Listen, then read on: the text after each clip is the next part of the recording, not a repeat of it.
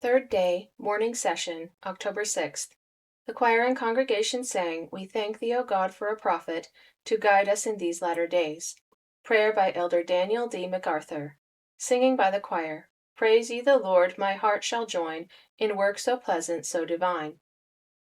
Elder Charles W. Penrose. The following is a brief outline of his remarks. We have had an excellent time during conference thus far, and the instructions imparted have done me good, and I hope they will benefit all who have assembled. If we observe these teachings in our daily lives, we will be a better people than we have been. We have received good counsel, calculated to make us better in every department of life. If there are any people in the world who need to exercise Christian charity, they are the Latter-day Saints. False reports are constantly spread concerning our actions and faith. It seems that those who are opposed to us cannot tell the truth about us, either by pen or speech. If we had not the truth, they would not be compelled to resort to misrepresentation in seeking to overturn our position. We are called to exercise charity, not only to each other, but to all mankind. God does not judge by outward appearances, but by the intent and motive. If those who make errors design in their hearts to do right, God is merciful to them.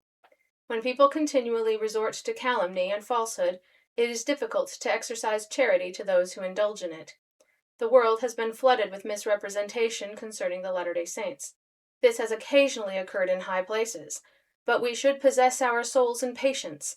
We should also lift up our hearts and rejoice that we are made to suffer such injustice for truth's sake. A new assault has been made against the Church. In all the books and articles that I have read that have been penned in hostility, there has not been one that has not contained falsehood. The Utah Commission, sent here under the Edmunds Act, have made a majority report to the Secretary of the Interior, in which they do great injury to this community. It may appear in the Deseret News. It might be deemed questionable whether we should publish such things against ourselves, but it appears to me that they should be submitted to the saints, that they may weigh them. It is not necessary to publish everything of a scurrilous character that is said against us, as it would engross too much of our attention, to the exclusion of subjects that are more profitable. It is necessary that the saints should know what is said against them, and that someone should show the other side. When the Church is belied, there ought to be a refutation of the misstatements.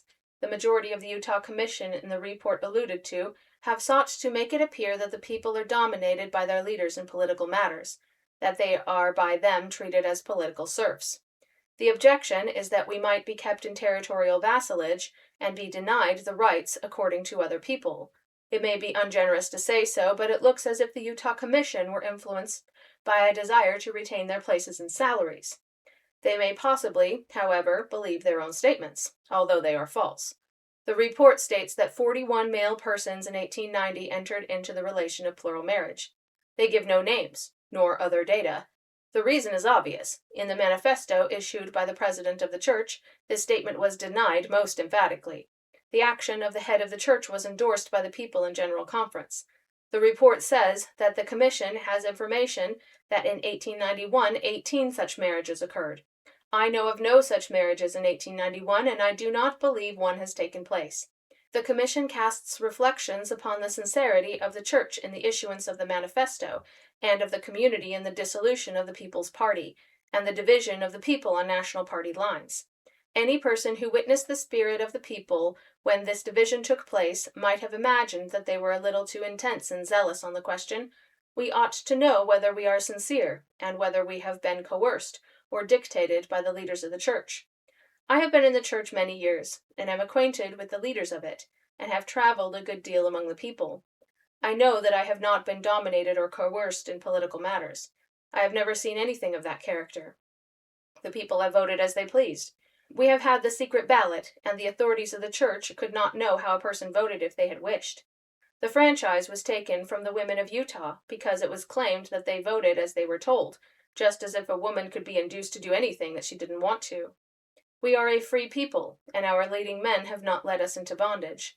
The statements of the contrary are untrue. I am sorry for a man who bears false witness against his neighbor, for God will judge him.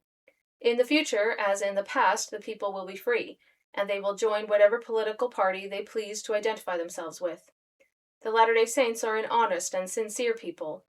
As a citizen of the United States, I protest against my acts and theirs being misrepresented to the government of the United States. The speaker continued for some time, showing the charge of there being an amalgamation of church and state in Utah is baseless and untrue. President Woodruff said, "I want to bear record to this congregation and to heaven and earth that what Brother Penrose has said is true. And as proof of this, I will say that I had a great desire in my heart at the last election that we might have some Republicans in our legislature, and we have not got one. Here is Brother Lund. Brother Lund is one of the apostles. I believe he is a Republican. He ran but did not get elected.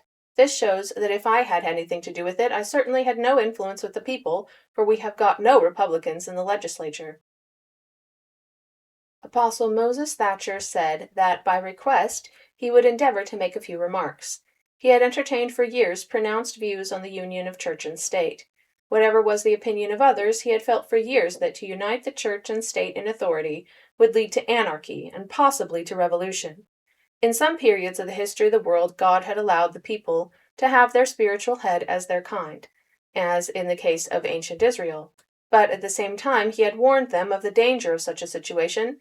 This idea of the union of church and state has arisen from our belief and longing for the time to come when Jesus would reign as King of Kings. Did Jesus not say when here that he would not then rule? He would do so at his future coming. Is there any harm or sin in our looking forward to a union of church and state under the great Creator of all? We are citizens of a form of government which we have declared was inspired in its inception, under a constitution given by the Spirit of God. We understand the necessity of giving hearty obedience to the laws of our country. We say these insinuations and assertions made by our enemies are untrue, and we hereby enter our solemn protest against such injustice.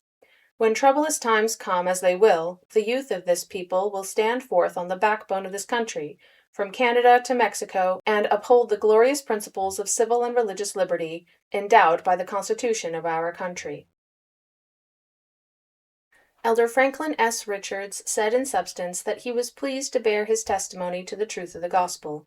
For this testimony he was more thankful than for anything else on earth. He realized his own and friends' weaknesses, but withal he knew they, as well as himself, were struggling with all their strength to live so as to some day be so perfect as to attain to what Paul called the stature of a man in Christ Jesus. He had wondered why it was that our enemies were so persistent in the circulation of such untrue reports as those alluded to this morning. He had many excellent opportunities of knowing the full value of the action taken by the Church in issuing the manifesto, and he knew and hereby bore witness to the honesty of that action. It was done in all sincerity. He was willing to testify to this before men and high heaven. The chairman of the Utah Commission had told him a year ago that the best and only thing to do was to dissolve the People's Party. He had answered that if the Liberal Party disbanded, he would ensure the disintegration of the People's Party. He was more than surprised to see the actions and words of those who attacked our integrity and honesty of motives. He felt to say shame upon such actions and upon such men. He had no patience with injustice or untruth. He had never seen the time when he was ashamed of his religion, no matter how high the worldly position of those before whom he stood might be. He rejoiced in the freedom and glory of the gospel. Elder John T. Kane was requested to speak. Following is a brief synopsis of his discourse. In regard to the report made by a majority of the Utah Commission, he would say that many statements made therein were, to his knowledge, untrue. He would not say that the Commission were ignorant, but if they were in that condition because they would not take steps to learn the truth. When these gentlemen came here, they inquired if any obstruction would be placed in the way of administering the law, and they were assured there would not. If they said any such difficulty had been met, then they had stated that which was incorrect. They had frequently asked why this people did not divide on national party lines and get rid of further trouble. Now that this had been done, they pretended to doubt the sincerity of the motives that prompted the action. He could say emphatically that no man had ever attempted to dictate his political actions. He had, in all his long official experience, been perfectly free in his political views and movements.